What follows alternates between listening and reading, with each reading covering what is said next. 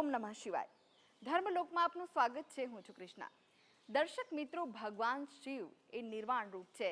જે લોકો નિર્વાણને પોતાનું લક્ષ્ય સમજે છે તેમણે ભગવાન ભોળેનાથની અચૂક પૂજા આરાધના કરવી જોઈએ.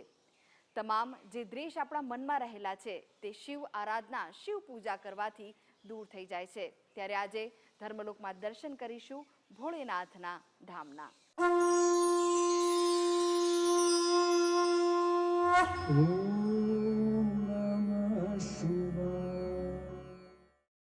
સાબરકાંઠાના વિજયનગરના ગાઢ જંગલોમાં આવેલું છે અતિ પ્રાચીન વીરેશ્વર મહાદેવનું મંદિર. અહીંયા એવું લાગે કે મહાદેવ જે આવતા જતા પ્રવાસીઓ છે તેમના માટે તપ કરી રહ્યા છે. અહીંયા ભૂગર્ભ ગંગા પણ અવિરત વહે છે, જે મહાદેવના ચરણો પખાડે છે. તો ચાલો દર્શન કરીએ કુદરતી સૌંદર્ય અને ગાઢ જંગલની વચ્ચે બિરાજતા વીરેશ્વર મહાદેવના. શિવ અનેક સ્વરૂપા છે, જેમાંનું એક સ્વરૂપ છે વીરેશ્વર સ્વરૂપ. વીરેશ્વર સ્વરૂપ એ છે શિવના પ્રાકૃતિક પરિવેશને ધરતું સ્વરૂપ. અને પ્રાકૃતિક પરિવેશને ધરતું શિવનું આ સ્વરૂપ બિરાજે છે સાબરકાંઠા જિલ્લાના વિજયનગર તાલુકામાં આવેલા જંગલ પ્રદેશમાં. તેઓ હજારો વર્ષોથી પોતાના ભક્તોને પ્રાકૃતિક પરિવેશના દર્શન આપીને પાવન કરી રહ્યા છે. બધા જ દેવી દેવતાઓમાં શિવનું નિરંજન સ્વરૂપ અલગ છે. અને આવું જ એક નિરંજન સ્વરૂપ બિરાજે છે સાબરકાંઠા જિલ્લાના પ્રાકૃતિક પરિવેશથી હર્યાભર્યા બનેલા વિજયનગર તાલુકામાં આવેલી અરવલ્લીની ગિરિકંદરાઓમાં. આ સ્થળ છે વીરભદ્રની તપોભૂમિ. આ એ જ વીરભદ્રની તપોભૂમિ છે જેણે ભોળાનાથની આજ્ઞા વિના દક્ષ પ્રજાપતિને હણ્યા હતા. ત્યારે કોપાયમાન થયેલા ભોળાનાથે વીરભદ્રને શ્રાપ આપેલો. શ્રાપિત થયેલા વીરભદ્રએ આ સ્થળે આવીને શિવની અખંડ આરાધના કરી અને ભોળાનાથ પ્રસન્ન થયા. આ જ સ્થળે તેમણે પોતાનું પ્રકટ સ્વરૂપ બતાવીને વીરભદ્રને શ્રાપ મુક્તિ કરી. બસ ત્યારથી જ આ સ્થળે બિરાજ્યા છે વીરેશ્વર મહાદેવ. શ્રી વીરેશ્વર મહાદેવ મંદિર અરવલ્લીની ગિરિમાળાઓ વચ્ચે આવેલ એક પ્રાકૃતિક સૌંદર્યનું ધામ છે. અને વીરભદ્રએ અહીંયા તપ કર્યું છે એટલે વીરેશ્વર મહાદેવના નામથી ઓળખાય છે. સંવંત 1361 થી આ મંદિર લોકોમાં ઉજાગર થયું છે. એટલે આજની તારીખે 754 વર્ષ જૂનું મંદિર કહી શકાય, જેના શિલાલેખ અત્રે જોવા મળી શકે છે. મંદિરના પાછળના ભાગે વિશાળ એક ઉમરાનું વૃક્ષ છે, ત્યાંથી ગુપ્ત ગંગાજી પ્રગટ થયેલ છે, જે નેચરલ મિનરલ વોટર છે. 70 TDS નું પાણી છે. અખંડ ગંગ ધારા 365 દિવસ અવિરત ચાલુ હોય છે. મંદિરમાં આવતા જતા દરેક હરિભક્તોને ચાનો પ્રસાદ તથા અન્ન ક્ષેત્રમાં ભોજન સમારંભની વ્યવસ્થા મંદિર દ્વારા કરવામાં આવતી હોય છે. મારું નામ મહંત રામદાસ, ગુરુ અનિરુદ્ધદાસ નિર્મોહી, અખિલ ભારતીય શ્રીપદ નિર્મોહી અન્ય અખાડાથી. આ શ્રાવણ માસની અંદર વધારેમાં વધારે પબ્લિક આવે અને વધારેમાં વધારે અહીંયા દર્શન કરે અને અમે એમની સેવામાં તત્પર રહીએ એવી અભ્યર્થના સાથે આપ સર્વને જય શ્રી રામ.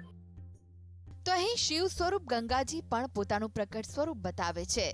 શિવ મંદિરની પાછળ આવેલા ડુંગરોમાં આવેલું એક ઉમરાના વૃક્ષના મૂળમાંથી છેલ્લા હજારો વર્ષથી ગંગાજી અસ્ખલિત વહી રહ્યા છે.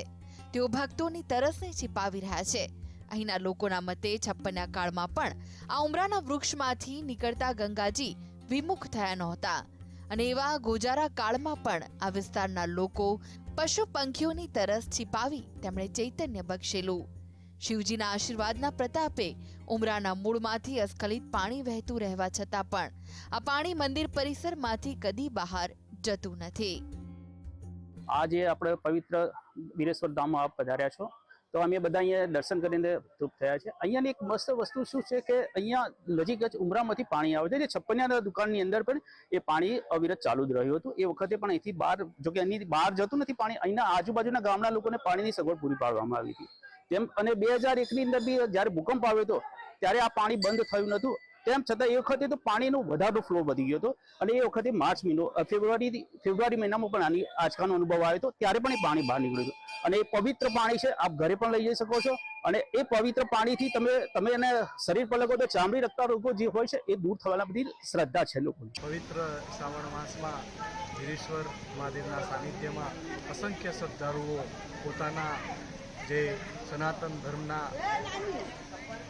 દર્શન કરવા માટે ખૂબ મોટી સંખ્યામાં યાત્રાળુઓ અહીંયા આવે છે.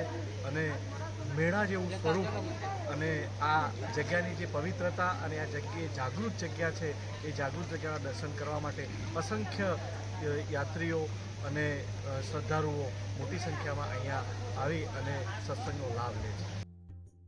વીરેશ્વર મહાદેવ આ જંગલ વિસ્તારમાં બિરાજ્યા હોવાથી અહીંના આદિવાસી લોકોમાં પણ તેઓ ખાસ આસ્થાનું કેન્દ્ર છે. ડુંગરો, ઝરણા, હરિયાળી સાથેના અડાબીડ જંગલો શિવભક્તોને એક અનોખા આનંદની અનુભૂતિ કરાવે છે. અહીંના વાતાવરણમાં જાણે જાદુ છે. ભક્તો અહીં આવી એક અનોખી ભાવદશામાં ખોવાઈ જાય છે. ત્યારે વીરેશ્વર મહાદેવની કૃપા પામેલા ભક્તો શ્રાવણ માસમાં તો અહીં અચૂક આવે છે. બહુ જ શ્રદ્ધા છે મને. જ્યારે હું નાની હતી, 8મા ધોરણમાં ભણતી હતી, ત્યારે મારા પપ્પા અહીંયા ફર્સ્ટ ટાઈમ આવેલા. તો ત્યારનું પપ્પાએ પ્રોમિસ કર્યું હતું કે હું તને પણ લઈ જઈશ. તો પપ્પાને લોકો અહીંયા રેગ્યુલર આવતા હોય છે ને આજે હું ફાઇનલી ભોળાનાથની દયાથી શ્રાવણ મહિનામાં મહાદેવના દર્શન કરવા માટે પહોંચી ગઈ. મને બહુ શ્રદ્ધા છે આ જગ્યાની. વર્ષોથી લગભગ દરેક શ્રાવણ માસમાં હું અહીંયા અચૂક આવતો હોઉં છું. અહીંયાની શ્રદ્ધા સૌ લોકોને, આજુબાજુના સાબરકાંઠા આખાને બધાને વીરેશ્વર મહાદેવ ઉપર સૌથી વધુ શ્રદ્ધા છે.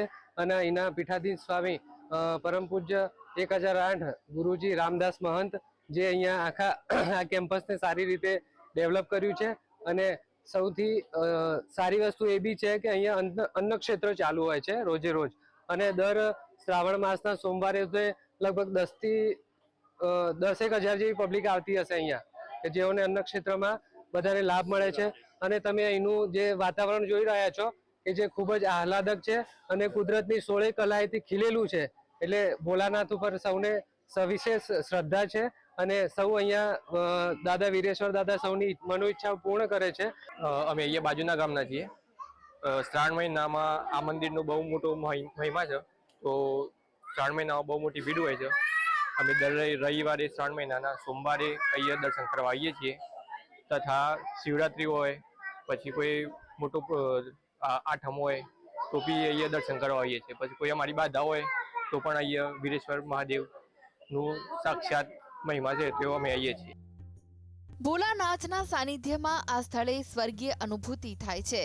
પવિત્ર શ્રાવણ માસમાં તો માત્ર ગુજરાત જ નહીં પણ ગુજરાત બહારથી પણ શ્રદ્ધાળુઓ શિવજીના આ પ્રાકૃતિક સ્વરૂપના દર્શન કરીને ધન્યતા અનુભવવા અહીં અચૂક આવી રહ્યા છે. ક્ષિતિજ રૂપાલી સાથે ધર્મલોક ડેસ્ક GSTV. તો દર્શક મિત્રો, આ સાથે જ આગળ જાણીશું ઇન્ટરનેશનલ શિવ કથાકાર લંકેશ બાપુ પાસેથી શિવજીનો મહિમા. તે પહેલા હાલ સમય છે એક નાનકડા વિરામનો. લઈએ વિરામ.